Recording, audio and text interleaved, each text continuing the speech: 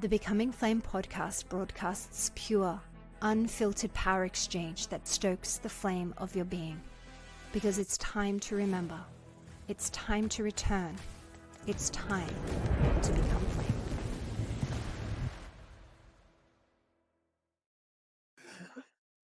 Hello, and welcome back to another episode of Becoming Flame.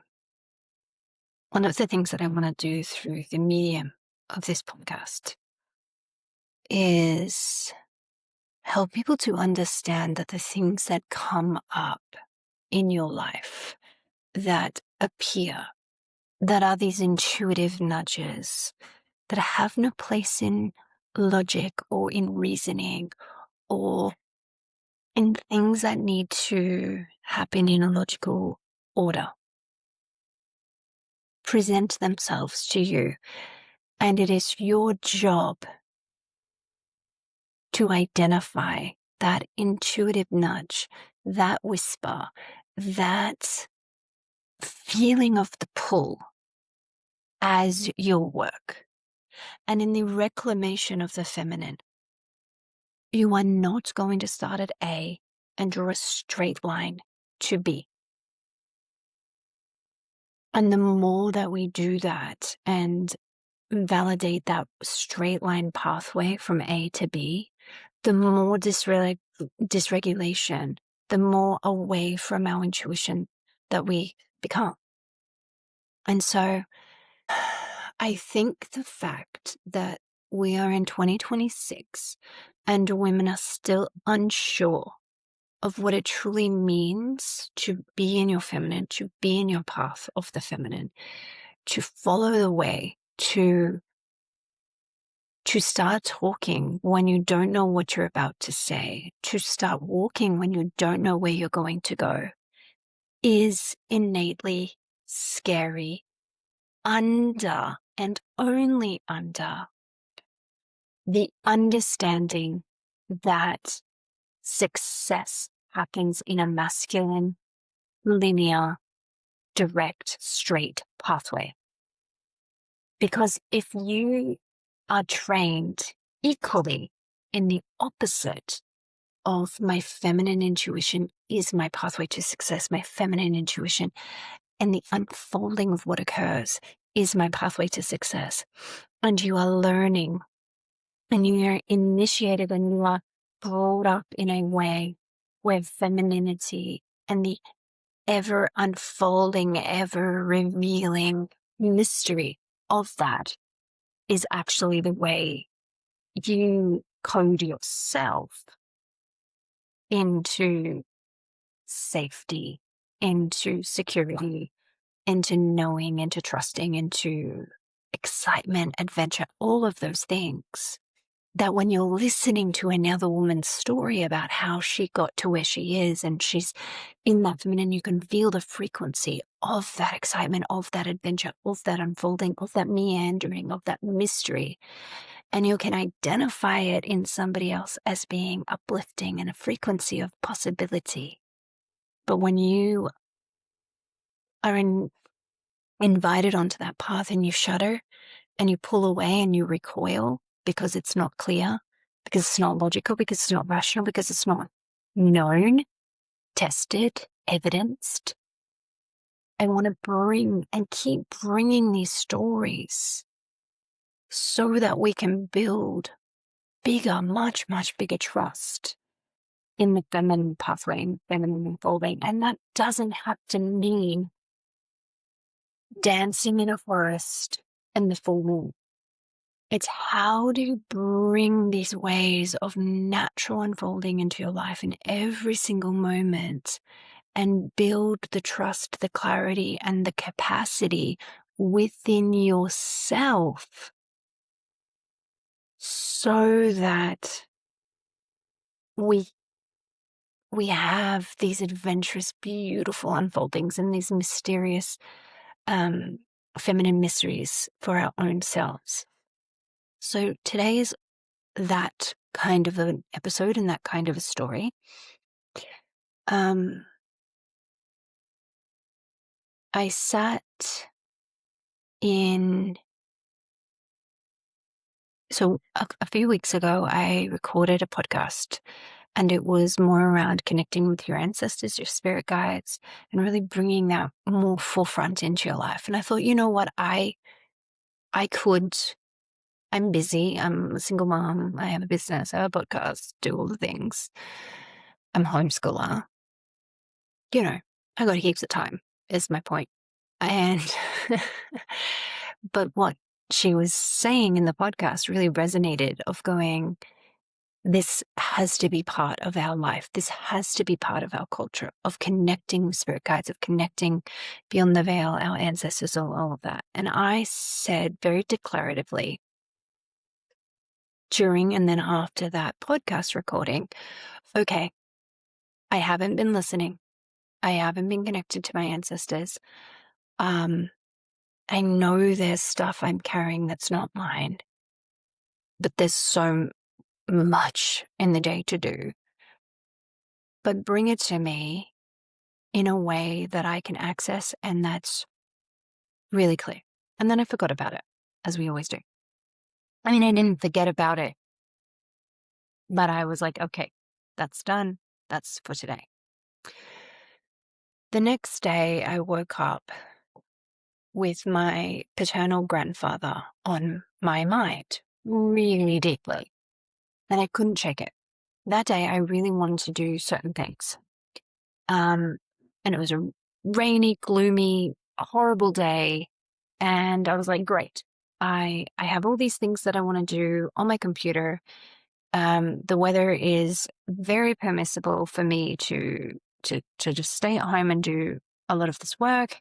And my daughter is an amazing self-initiator, and she found something to do. And I went to open my laptop to do the things that I needed to do. And my fingers started typing ancestry.com. And I did not know my paternal grandfather's name.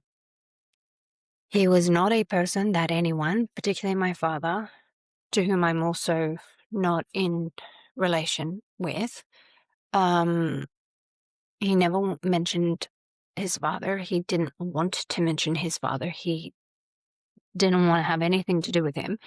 And so I'm sitting looking at ancestry.com with this big pull in my heart to find out about my grandfather.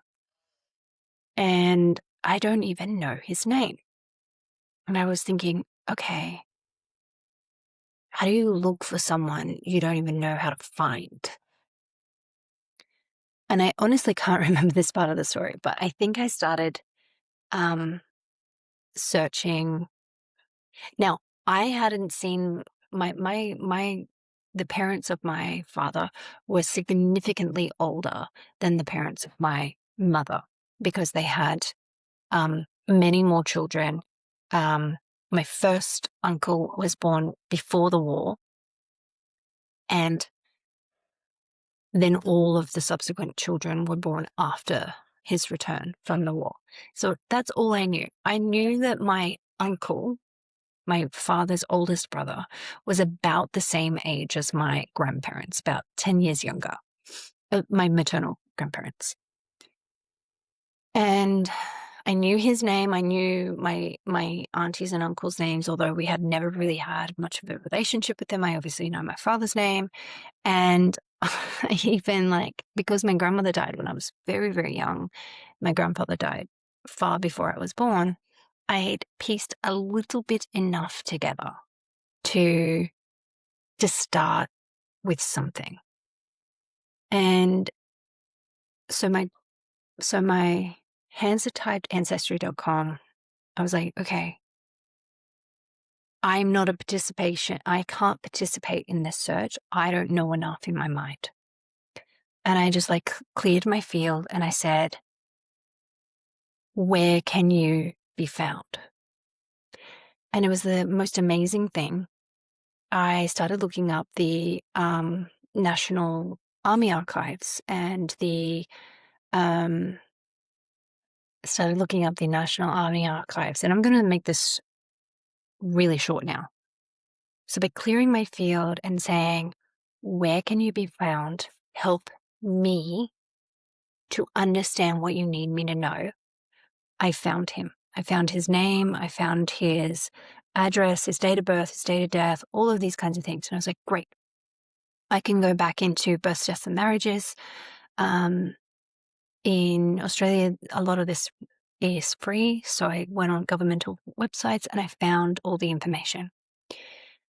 And my grandfather had come to me so that I could find out about his mother. So my great grandmother. And as soon as I found her name and her story, I burst into tears. It was almost like I had known at some level the pain of this family line and what it carried and what it was opening me into that I had avoided it for years. And now was the time, because I was asking, I need to step forward into my biggest role on this planet. I need to have more available power. I need to work with my ancestors instead of ignore them. I need more support. Now is the time. I am no longer doing this alone. It is not correct. It is not my pathway. And I have no further interest in being this sole cog in this world, trying to hold a frequency of purity, of love, of me, of truth, of coherence alone. And I require and I demand ancestral support. But in making that demand, it was very, very available to me to see finally how much I had pushed that away. Of like, the bloodlines are not pure. There's so much grief, sadness, loss, everything else that everybody's family line has, right? You don't get to this external world that we're living in because we all have fantastic ancestral lineage of ease and pure love, like in butterflies and rainbows, right? So we all have ancestral healing work to do. Now, I thought I had done a lot of this, but then when I really held myself accountable to that, I was like, yeah, on your maternal side. And I had been working with my maternal, like, mother line for a number of years. And I had just like ignored, like, as in I don't even have a paternal line, as in nothing else came to me. And I was like, okay, well, this is part of the request of having more help, of having more support. You need to actually know these people, and you actually need to bring them into your lives and know who they are, and also know what you are carrying. And so my great grandmother was put into state custodial care at the age of 11/12. And I was like, oh, that's interesting. I wonder why. And then I correlated the dates of her birth of my grandfather to her just being in her 13th year of life. Now we can all have some conclusions or some hypotheses of why that would be or what would have happened to create that reality. And I felt the shame that she and her family and my grandfather carried as a result.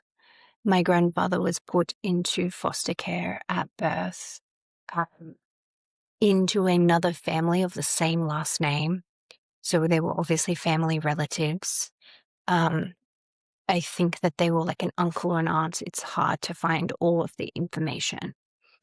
And then they raised my grandfather as if his own. I don't know what he knew. I don't know what was told to him. These records were only recently unsealed, about 10 years ago, because they keep them sealed for 100 years. So In 1911, my grandfather was born to a minor and then removed immediately from her.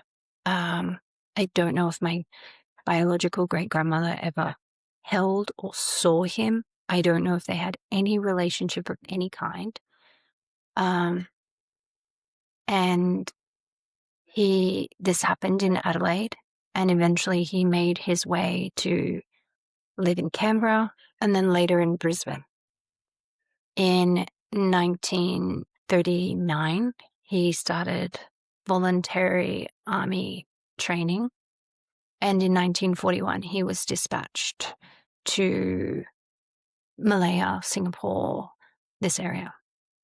In 1942, he was captured as a Japanese prisoner of war in the Changi, Malaysian base camp, prisoner camp, and he was not released there until actually January of 1946, which is an interesting date, given that we all thought that the war ended in 45, that prisoners were not even actually released until 6 months, possibly longer. He came back and he found that,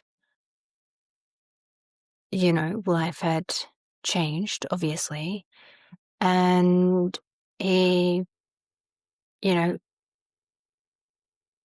had another however many children he had, and then raised them, had an alcoholic drinking problem and an abuse problem, and like most veterans, a real challenge in integrating. And so my grandfather was a product of what is likely rape, and he was a product of what was immense, torturous imprisonment in a foreign country in a language he likely didn't understand. And had that happened for him from 1942 until 1946. And then he returned to Australia. When he was discharged, he had one baby and a wife, and when he returned, he had 2 children on the register. It's not clear if both of those children were his or not. These records are not, easy to understand and don't give enormous information. And then had subsequently more children after that. And then his life was ended by a successful suicide. And it was the deepest, deepest sadness that I felt in finding out this story and understanding this life and understanding why I have avoided this for such a long time. My father was also deeply affected by the chaos and abuse and the violence and the trauma in the house that he lived in growing up, and didn't know how to heal from that, didn't know how to, retain tools or get help. And like so many of the boomer generation, instead of finding solutions and doing something differently, he replicated the same life. And so I've got these 3 generations like sitting in front of me of this deep pain and this deep anguish and this disconnection and this lack of belonging. And so when I sat with my biological great-grandmother and I spoke her name and I called her to me, and she died at 22 years of age. So cause of death unclear. But what a challenging life. If she also committed suicide, which may have even been possible, but she may have, contracted tuberculosis or influenza, or, there was no further recorded children, so it wasn't clear if she died in childbirth. And so, when I sat there And I called her to me. And I said, "Hi, you're my great-grandmother. We didn't meet until now. Why did you call me? What is it that I can do for you? How is it that I can help you in this moment?" And she said, "I have been carrying so much shame and so much guilt. It has made me so heavy and unable to feel any light at all. I am dense and I am finding it hard to ascend into my full light body.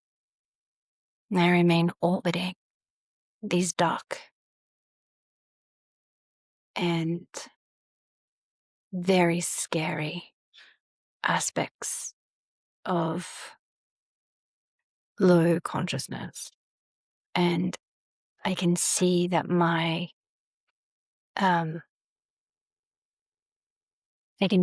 what happened to me has affected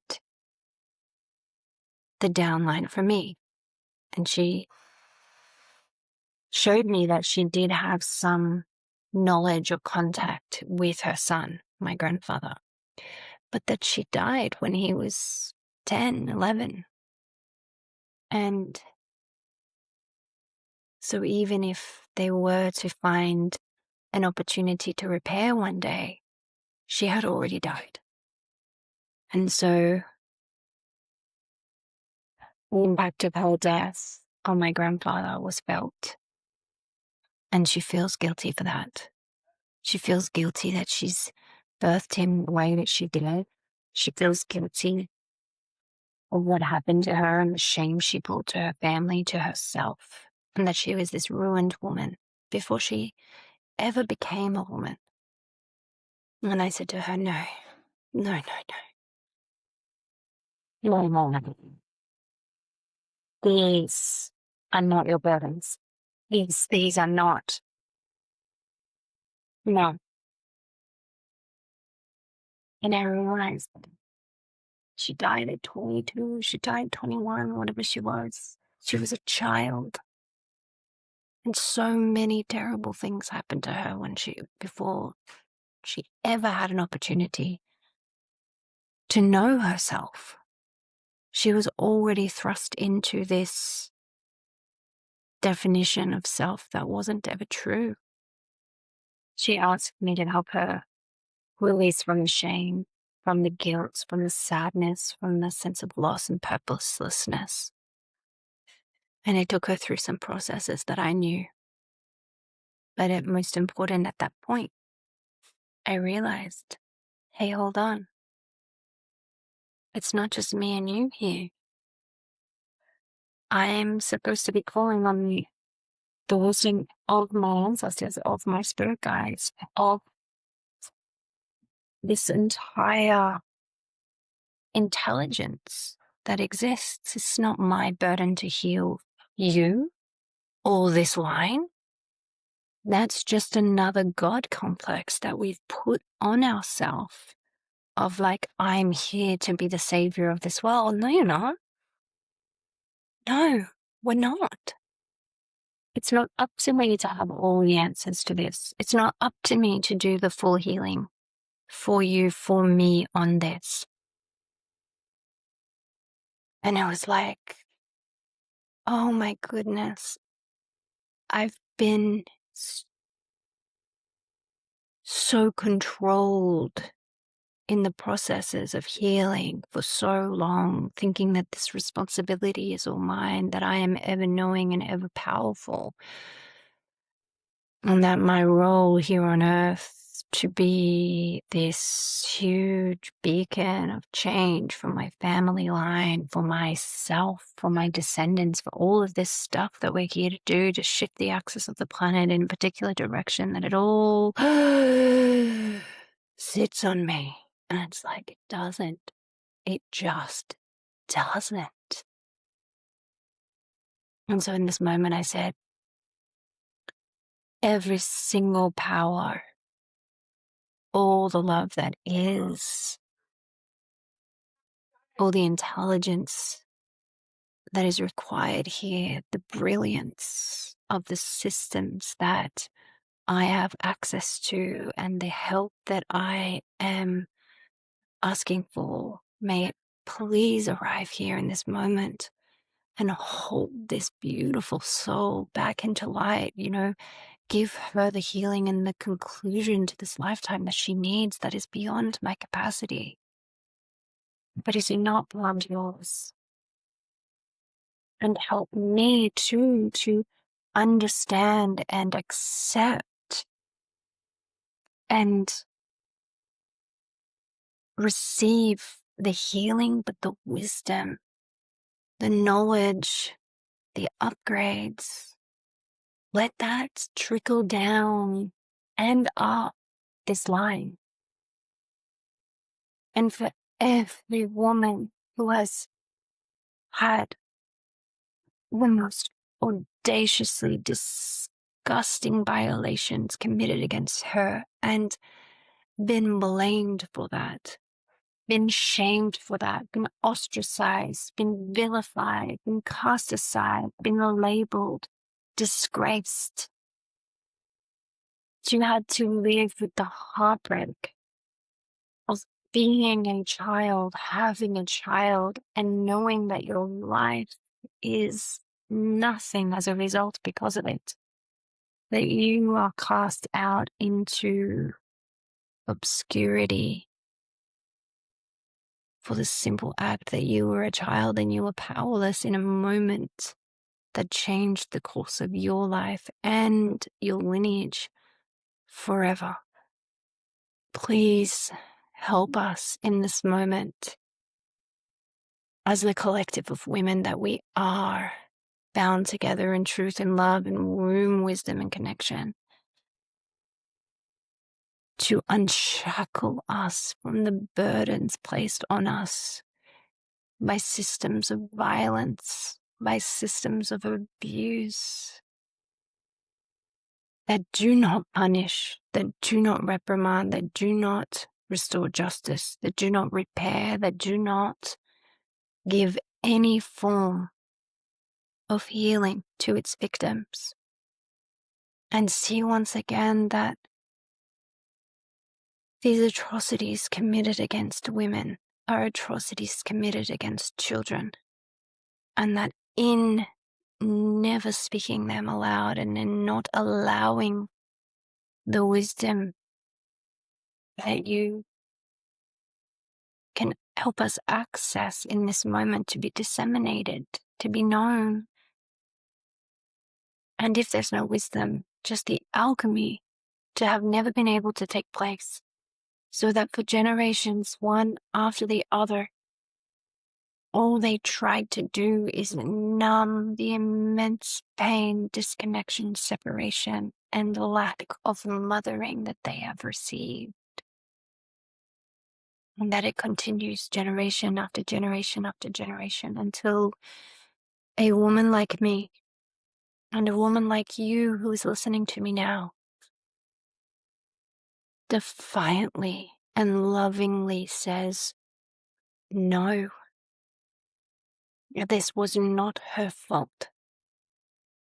And it was not the child's fault who was created from this. How can a child who was created out of love, who grew up outside of love, who has never known love, particularly that of a mother, particularly that of his or her mother, how can that child ever grow up to know what love is or how to love? When that child is labeled a bastard, an inconvenience, and all the most disgusting names that a child can be given because of the sins of a man preying on an innocent child. How many children have actually been damaged by this single one act? And if we take it forward and forward and forward and forward, there are countless. And I prayed and I pleaded to the intelligent sources of all that is in these dimensions that we may or may not ever have access into whilst in physical form, to clear the suffering, to release the imprints of hate, fear, scarcity, doubt. And I thanked my great-grandmother, because without her I could not be here. Not how I am, not who I am. And I told her that the resilience that she had is found again within me. That in the face of obscene abuse, I now, because of her, can say no, and have, and continue to. And I didn't have that capacity without her. I didn't have that coding without her. And that she was simply before her time, but she was seeding an immensely powerful woman at the time that history needed it most. And I felt her and myself receive that, know that. And I had to receive it too. I had to know it was true, that I am an immensely powerful woman. And that as I become more powerful, and as I accept more help from my ancestors, I soften. I am not roaring in pain or anger or rage as I tell this story. I am not resigned. I am not bypassing it. I am not ignorant enough to know that this has not happened to millions of women. And I am not ignorant enough to presume that you, dear listener, have not had some kind of story like this in your own family line, or even in your own lifetime, your own circles. The rage of this occurring and being unpunished, unjustified, and irredeemable is the fire that continues to burn within me, not in an outrageous or uncontained way, but in a statement of, this is why we are here. We have the skills, we have the knowledge, we have the capacity. And it also reminds me that the roadblocks that we sometimes hit in energy, in momentum, in motivation, are because there is a side door we are required to take. Our biology is not designed to push forward from A to B in a straight line. And so in following the call of, I need to do these things in my business today to get X outcome, and when I sit down to know, how am I going to do that? What is the way in which that is going to come to me? It is work with your ancestors. It is know your grandfather, so that you can know your great-grandmother, so that you can clear this line and have an ally, but also to clear the epigenetic shame, resentment, desire to hide, desire to be unseen and to be small and to be safe. And so my point here in the story and the sharing I guess, are a few. And so let's summarize them so it's clear. Firstly, your pathway as a feminine creator is not linear. When the intuitive nudge comes, be brave enough to follow it. Be brave enough to know that it is part of the work that you are here to do. The problems in your personal life are always going to be the portals through which you open your business, shift your frequency, see a new way for creation for this world.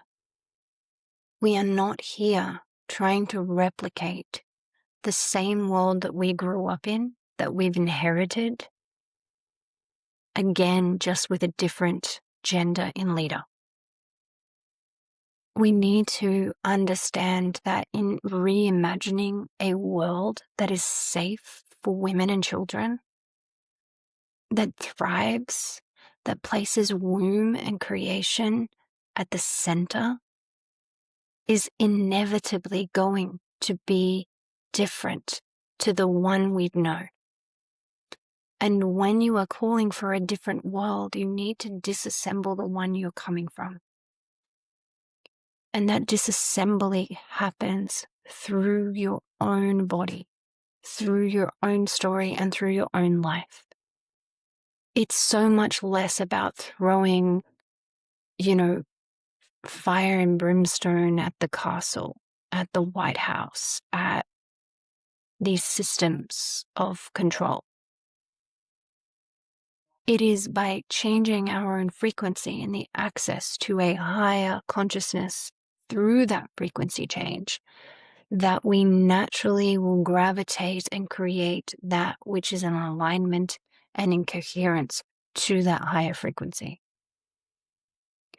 Wherever you are holding uncompleted, unalchemized stories within your body, within your epigenetics, within your inheritance, in your body, in your mind, in your consciousness, in your reality, you are replicating the likeness of you in your creations. And your creations are going to show you where that discordance, disharmony, disunion, separation is existing. And so anytime now that I go to create something and I get a nudge to look into another window, into another door, I take it. Because it takes an enormous amount of energy to create something that you want to create it in the highest possible frequency that you can. And that's not to say never create until you're perfect. That is definitely not what I am saying. But it is at that point of creation that you get that pull into this sideway door that's like, this is available for cleanup first, then create. It will be easier, it will be faster, it will be more connected to your truth. And if we are not listening to our bodies, if we are not in constant communication with them, we will miss that. And we will start replicating the worlds we came from with a slightly prettier aesthetic. That's not why we're here. It is our job to reimagine realities. But until we are clear vessels, our images might be distorted by our hurts and our pains and our baggages that we're carrying with us. And that leads me to my third and biggest takeaway, which is we are not meant to be doing this alone. Not alone in human form, and definitely not alone on the planet. And the more that I have had incredible luck and privilege, I should say, not luck, the more that I understand the privilege that I've had in this lifetime of nearly 40 years of assessing and accessing these different realities these different timelines and frequency dimensions, the more you understand that really, first of all, nothing on this earth really matters, and it matters a great deal. And finding neutrality in both of those extremes can be so liberating, because you are a small cog in a huge movement, and you don't matter at all, and yet it cannot happen without you. It's a wonderful place to come into neutrality on, because yes, you are powerful and you are needed and you are here for this. But if you say no, all it means is that you'll miss out on the greatest adventure of your life, and the shift won't ultimately happen without you in the way that it could have. And it may still happen, but your signature won't be there. And you're invited. You are valued and you are so desired. But if you say no, it's honored and it's okay. What a liberating and free place to be, because you can simply make the choice you want to make then. Come. Be part of this. You came here for it. You was so excited about it. But if you've got the wrong goal at the center of your life, it will be very easy to say no to this adventure, because you are not promised glory or fame or riches or success, but you are promised truth, and you are promised the greatest prosperity of your life, which is knowing the fullness of who you are and the capacities that you have and the ways that you can start to unlock your human potential and change the course of this planet and humanity forever. You know, I went to do something in my business and met my great grandmother, and we now have a relationship, and she's an ally in my life. This is not the kind of normal stuff that you're going to get in a corporate building.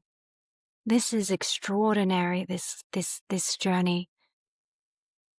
You know, the ability to know that something was holding me back, a shame that I didn't even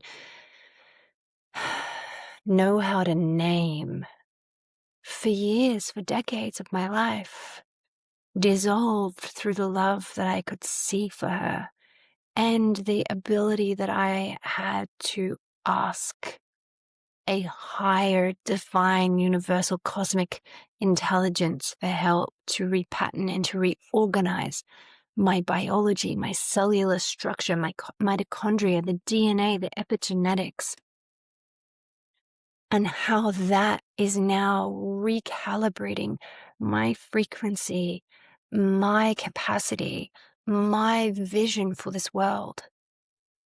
She was a mother before she ever got to be a child.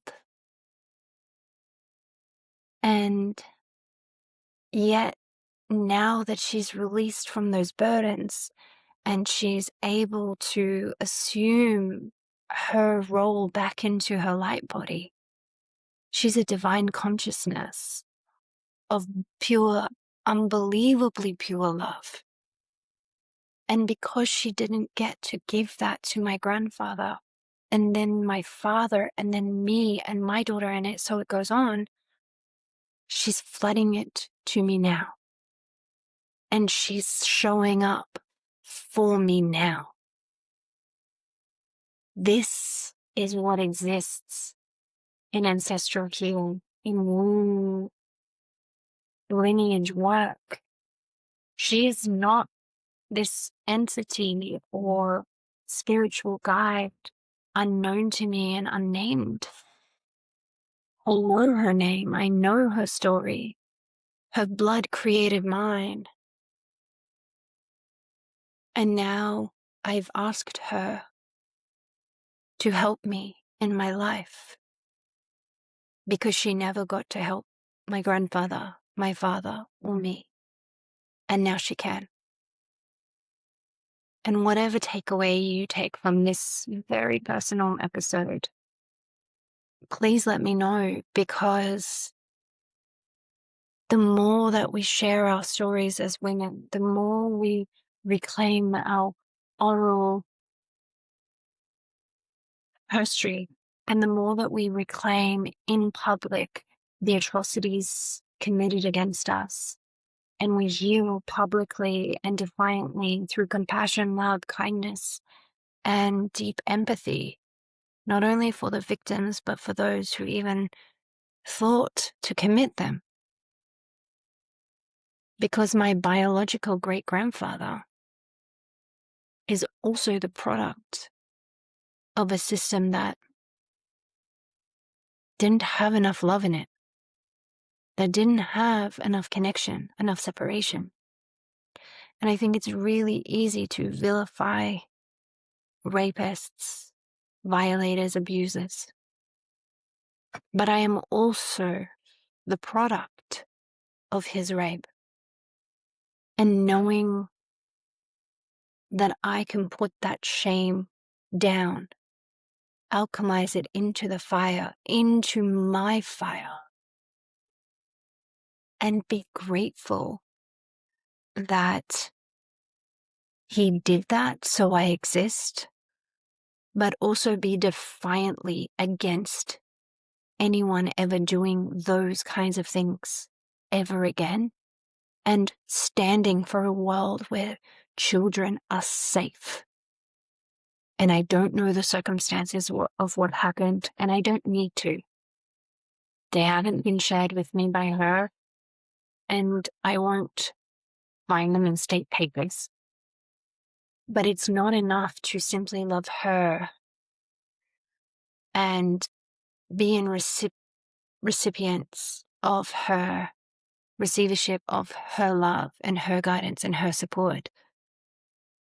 I also need to accept that my biology comes from him, that my beingness comes from him, and alchemize any of those remnant, violent, abusive tendencies that were definitely passed down to my grandfather and my father, and that I see in my biological family members that are descendants from this line.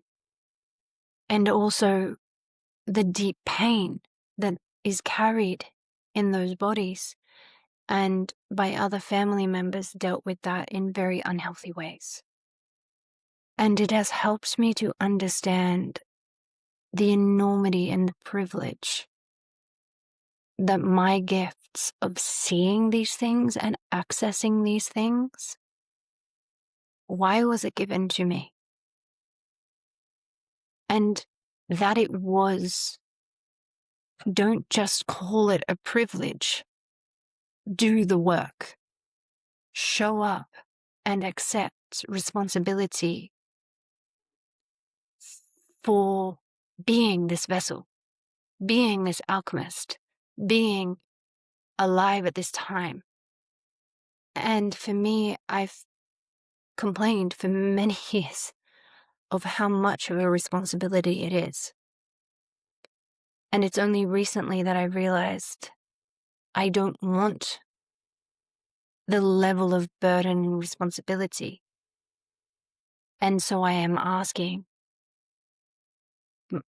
the ancestors that I am here in service of and in collegiate, working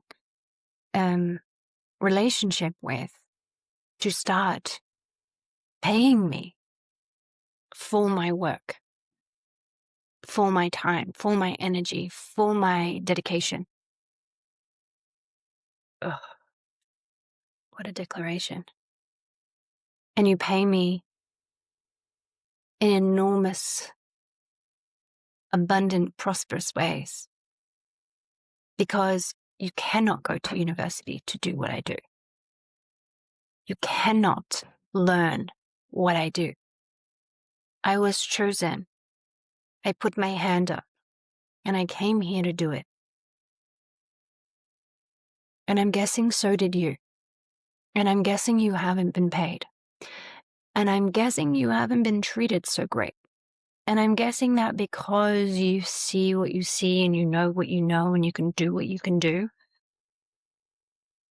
there have been great consequences for you in your personal 3D reality.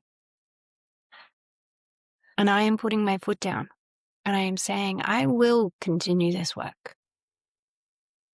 And I will continue to somehow age backwards compared to my peers and family members. And I will continue to regenerate my cells, my mitochondria, my DNA, my epigenetics, all of the things.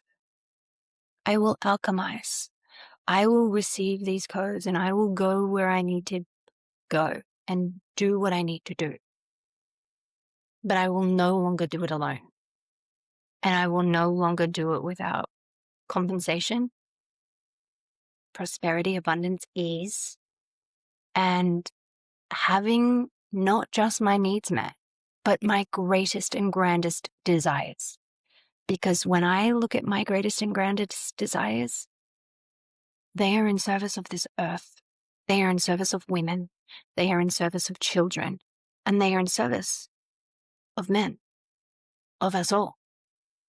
At the center, they are harmonious desires for a new world order, for peace, for prosperity, and for collective consciousness to wake up and make better choices for themselves. To end wars and famine and suffering and hunger and fake control.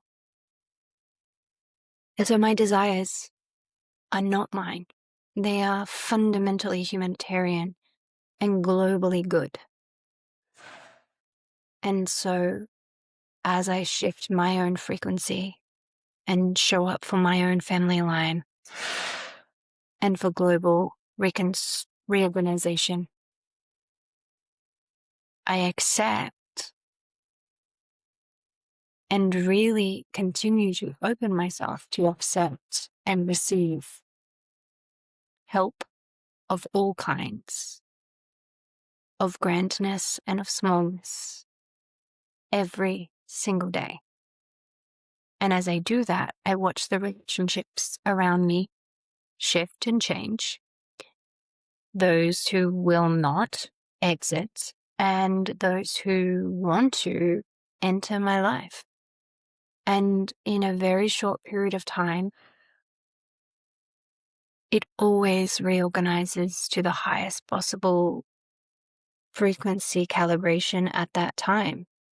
And then we come to a next level and we do it again, and we do it again, and we do it again. And it's inspiring, and it's how you continue the path. It's how you stay the course. I hope this has been useful and valuable and interesting. And I hope it inspires you to sit down with your ancestors. Or more importantly, just follow the nudge that you personally are given. And if the nudge is work with your family line, know that it's accessible to you and easy to you, and you don't need to know how, you just need to be willing. Much, much love, and please know that you are so loved and so supported. And write in with any questions, with any feedback. Please subscribe. It really helps. And be sure to like us and leave a review. Much love. Bye.